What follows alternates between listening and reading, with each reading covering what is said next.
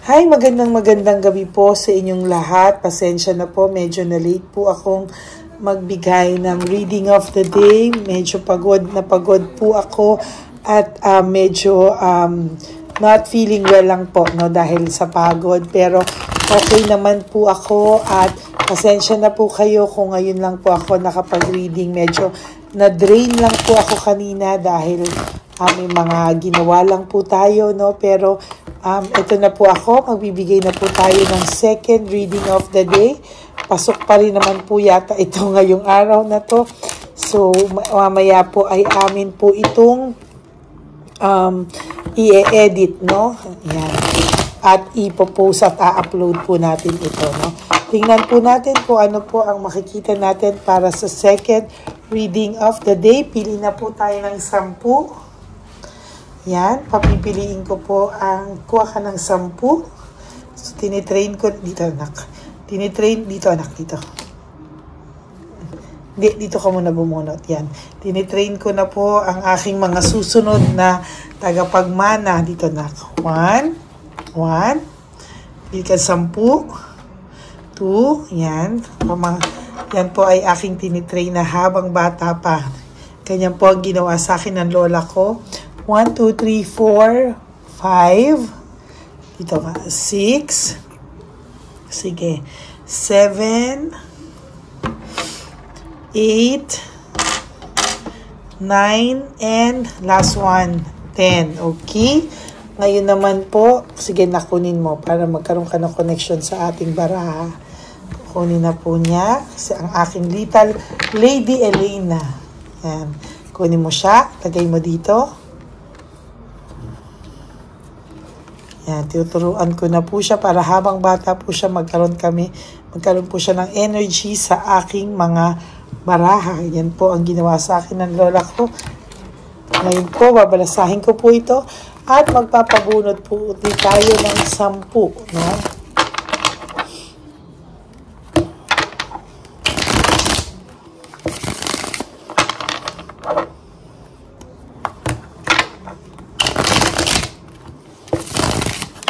Yan po, kitang-kita nyo po na ito po ay ating nabalasang mabuti.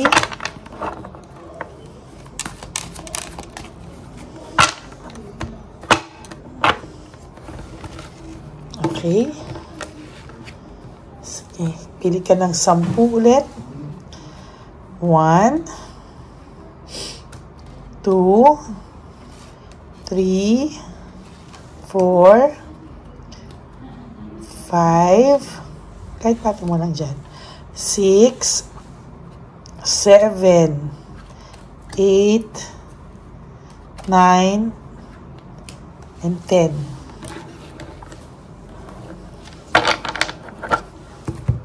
Okay, kunin mo na.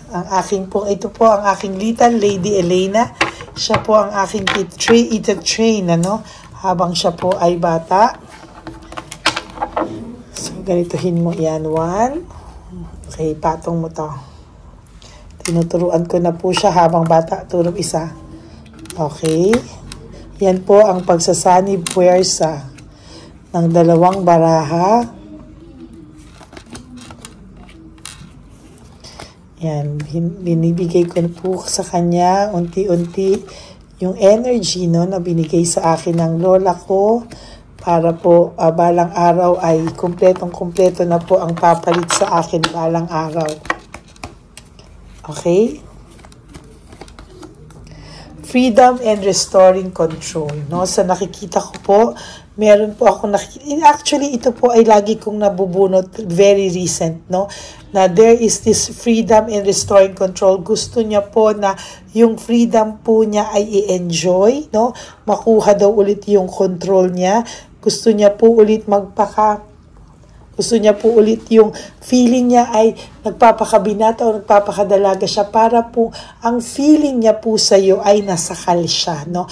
Ang feeling niya po sa iyo totally ay para po siyang nagwawala sa ngayon. Pero wag ka pong mag-alala kasi sa totoo lang po, After po nito, no, na nakuha niya yung kanyang freedom, yung control, na ibalik sa kanya, no, para naman po siyang biglang nalungkot, no.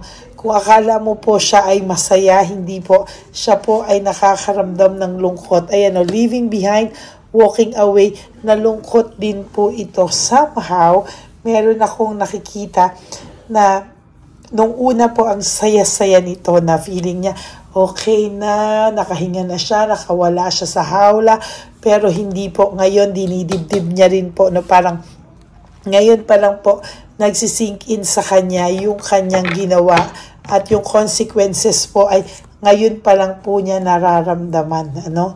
Sa totoo lang po, lack of commitment, hindi na rin po niya kayang ibigay sa kahit kanino sa ngayon yung commitment na naibigay niya na rin sa'yo. No, parang somehow, ang nakikita ko po dito ay meron po akong nakikita dito na kahit papano po ay sa'yo pa rin po yung pinaka-commitment. Sa'yo lang po siya nakapag-commit ng ganon. No, parang somehow, medyo hirap na hirap po ang taong ito ngayon magbigay ng serious commitment, no? Sa nakikita ko po, there is entrapment, self-victimization, no?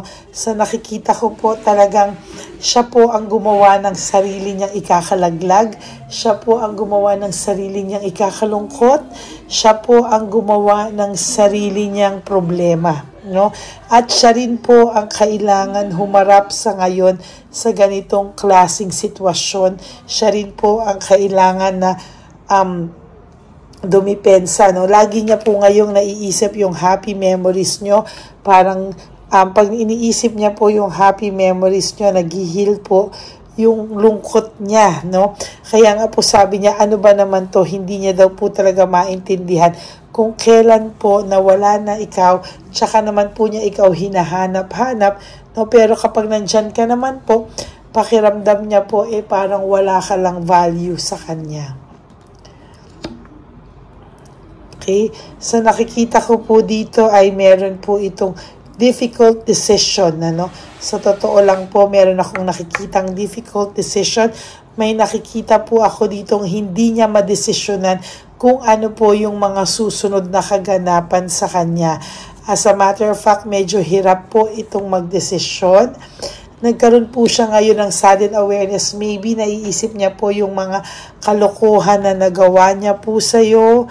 Hindi niya po akalain, ano, na so far ay magiging ganyan siya kalungkot, no? Hindi niya po akalain talaga na maaapektuhan din siya sa pagkawala mo.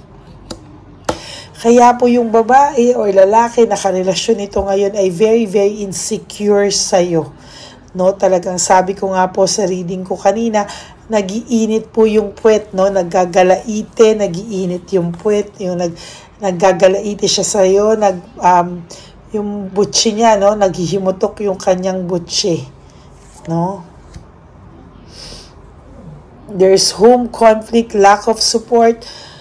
Sa nakikita ko po dito, talagang meron po akong nakikita dito na lack of support. Hindi niya po akalain, ano, na ganyan yung hindi niya po akalain na magkakaroon ng lack of support dito. Meaning, hindi niya po makuha yung suporta na binigay mo sa kanya.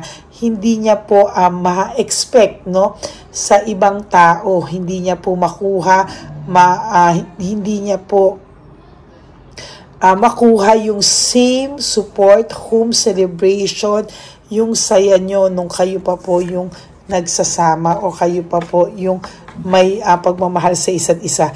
There is this materialism, no? Parang pakiramdam ko po dito, nadala lang po ito sa material things, nadala rin po ito sa material na bagay, at sa nakikita ko po talagang hirap po ang taong ito ngayon dahil nawalan po siya ng direksyon. Very unpredictable, hindi na po niya alam kung ano po ang kanyang gagawin sa mga susunod pang araw. Parang sabi niya, oh my God, parang hirap na hirap ako ngayon. Parang dati, parang organized ang buhay niya. Ngayon, very, very disorganized yung buhay niya. As a matter of fact, dati po kung sinasabi ko nga sa iyo, planado, buhay nito, organized, buhay nito, maayos, nasa maayos siyang kalagayan. Ngayon po, very unpredictable, just going with the flow, no direction, lack of initiative, parang kahit ano pong ang mangyari, gusto niya pong lumapit sa'yo, hindi din po siya makalapit totally sa'yo, no? Pero nag-i-stalk po ito sa'yo, ini-stalk ka po nito, at talagang testing the waters, gusto niya pong tingnan, ano? Testing the waters po siya, there is doubts, lack of self-awareness, no? May doubts po akong nakikita dito, and so far sa nakikita ko po ay nagdududa na po siya, nagda-doubt na po siya sa kanyang sarili kung tama daw po ba o mali. So tinatansya niya na po yung naging desisyon niya, yung kanyang consequences. Hindi na po niya alam kung ano po ang tamang desisyon dapat dito, no? Talaga pong naninibago po ako sa mga action nitong taong to, or yung mga naiisip niya po, kasi po talaga pong gusto niya sa yung mag-reach out, oh. Nag-hope po siya na baka naman someday maayos pa, no? Pero gusto niya muna po, bago maayos ang lahat, gusto niya muna pong makasiguro sa kanyang mga desisyon. There is resentment here, desire to reconcile, forgiveness, no? Sa nakikita ko po, gusto niya man humingi ng tawad sa'yo, gusto niya man magpagbalikan sa'yo, may resentment siya, pero naipit po siya sa isang sitwasyon. Hindi po siya makalapit sa'yo, and talagang gulong-gulo na rin po siya sa oras ngayon. Nakakakita po ako dito na pwede ka pong lumipat ng trabaho, pwede ka mag-work abroad, or kung nasa abroad ka, pwede ka makalipat ng iba pang trabaho, no? So nakikita ko rin po dito, yun po, sa mga long distance po ito ha, naman, nakikita ko po ay, yun po yung dinadahilan dahil daw po malayo ka, no? Dahil daw po malayo ka, dahil daw po hindi niya kaya mag-isa, kalokohan po yan, ano. You know, wala pong distansya ang makakapaghiwalay sa dalawang puso totoong nagmamahalan, ano. Sa totoo lang po. Kaya ayan po, selos na selos po sa iyo ang person, and talagang makasarili po ito, no. Parang kahit na alam niya na nakakasakit siya, alam niya na meron siyang nasaktan, wala po siyang pakialam, sa totoo lang. Fresh start, beginnings, no, kailangan mo po ng fresh start and beginnings, no. Sa totoo lang po, mas maganda pong magsimula ka ng bago. Wag mo po muna siyang intindihin. Sabi ko nga po sa iyo, wag mo munang intindihin ang person na ito. Hayaan mo muna po siya, no. Kailangan po niyang ma-realize ang value mo, ang worth mo, na hindi niya po pinahalagahan. Ngayong wala ka, ma-realize niya ang value at worth mo na hindi niya po pinahalagahan, no? Yan po ang ating magiging title, no? Ngayong wala ka na, ngayon niya maiisip yung worth at value mo na hindi niya po pinahalagahan, no? Takot na takot din po siya, no? Change and end of cycle. Natatakot po siya na mag-move on ka. Natatakot din po siya. Alam niyo, iniisto ka po dito just to test the waters, no? Talagang gusto niya pong tingnan kung ano po ang makikita niya, kasi hindi niya rin po totally tanggap yung loss and separation nyo talagang dalawa, no? Parang ang nakikita ko po dito, siya lang po yung may karapatang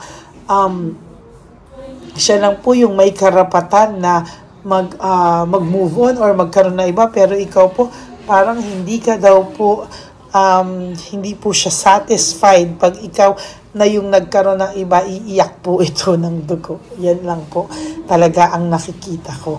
Okay, so that is your second reading of the day. Ngayong wala ka na, dito niya marirealize ang worth and value mo na hindi niya po pinahalagahan.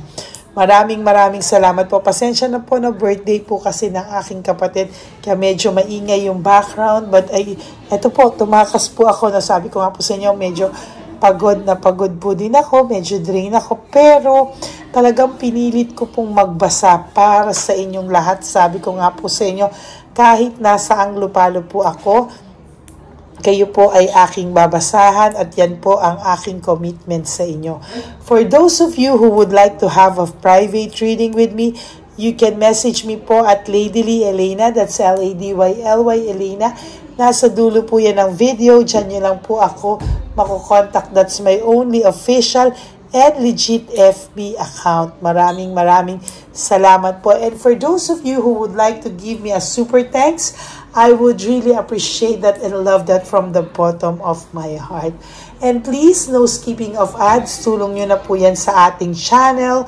And I do hope na marami pa po tayong matulungan sa ating One Love a Day Christmas edition for the street elderly. Maraming salamat po sa inyong lahat.